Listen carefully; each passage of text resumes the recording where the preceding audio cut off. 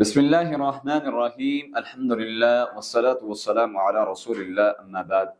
یوم عرفہ کے حوالے سے اکثر لوگ سوال کر رہے ہیں، کمنٹس میں جو ہے وہ آ رہا ہے کہ یوم عرفہ کے بارے میں بتا دیں، یوم عرفہ کیا ہے اور اس کی فضیلت کیا ہے۔ یوم عرفہ عشرہ ذو الحجہ میں 9 ذو الحجہ کا دن ہے۔ یہ ایسا دن ہے جس کے بارے میں نبی کریم صلی اللہ علیہ وسلم نے فرمایا، ما من یوم اکثر من ان یعتق اللہ فیہ عبدا من النار یوم عرفہ۔ آقا علیہ السلام فرماتے ہیں یہ 9 ذو الحجہ کا جو دن ہے یہ ایک ایسا عظیم دن ہے، اللہ سبحانہ و تعالی سب سے زیادہ،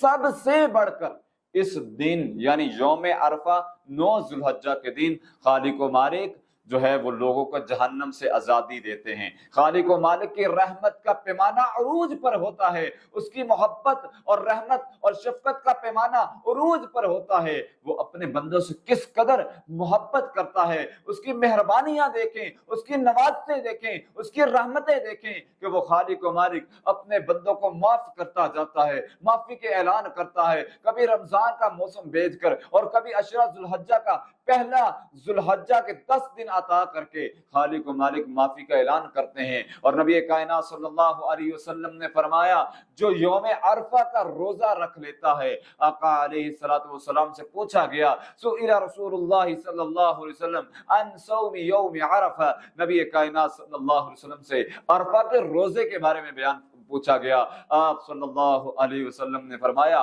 یہ دن تو اتنا فضیلت والا ہے، جہاں اللہ لوگوں کو جہنم سے آزادی عطا کر دیتے ہیں، کثیر تعداد میں جو ہے لوگوں کو جہنم سے آزادی دی جاتی ہے۔ نبی کائنات صلی اللہ علیہ وسلم نے فرمایا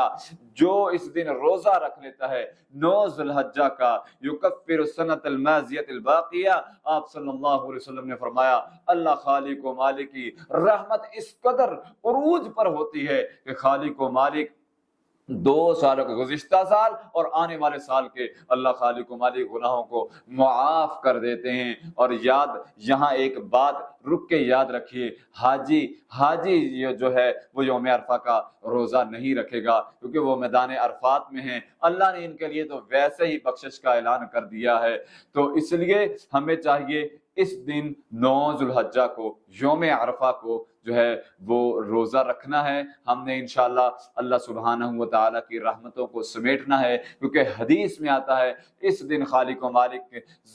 بہت سے لوگوں کو جہنم سے آزادی دے دیتے ہیں، اور جو اس دن روزہ رکھتا ہے خالق و مالک اس کے 2 سالوں کے گناہ معاف کر دیتے ہیں۔ الہ العالمین ہم سب کو سمجھ کر اس پر عمل کرنے کی توفیق عطا فرمائے۔